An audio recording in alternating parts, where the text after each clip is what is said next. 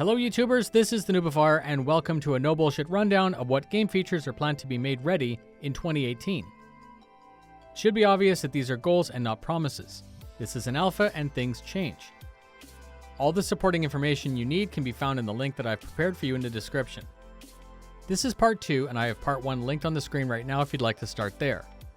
This video is on the planned incoming gameplay changes and additions. Let's begin. The new roadmap is broken down into the yearly quarterly cycles. 3.1 is expected in March with polish and bug fixes. A massive balance pass to include ship performance balance, ship damage balance, and weapon damage balance.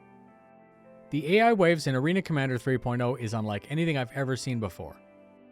The TTK or time to kill is very long, making 18 waves a marathon 60+ minute session.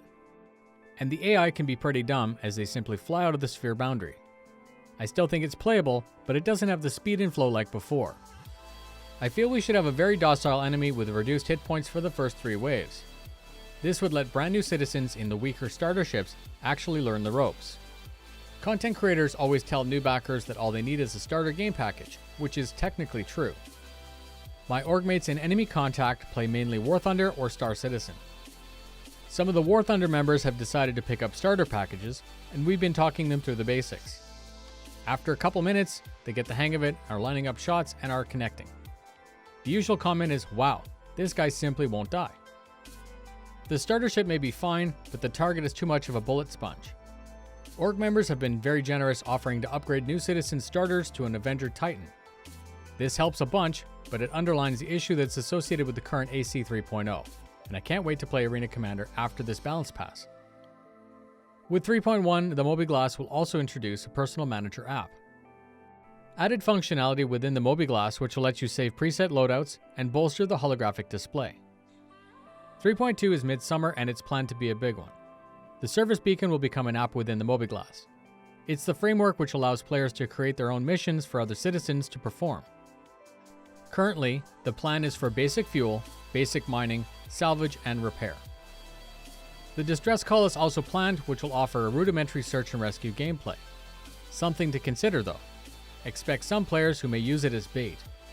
Personally, unless I know the player asking for help, I'd never arrive unescorted. I think the default minimum patrol for SAR and Enemy Contact might be a Cutlass Red and a Vanguard paired at the hip. Better to fly heavy and arrive ready for anything. Buy and sell fuel, transfer fuel, and respond to request are the fuel mechanics planned for 3.2. You noticed harvesting and refining aren't mentioned, which is fine. Players can simply fill up and answer the request for profit. Prospecting, extraction, refinement, and selling are all the mining mechanics that are planned for 3.2. Cargo players will be called upon to travel to remote locations and buy refined cargo for sale elsewhere. This is good news for cargo pilots because there's many more options than the current hubs. The extra gameplay potential also expands others as cargo and mining pilots would also need to hire escorts for protection.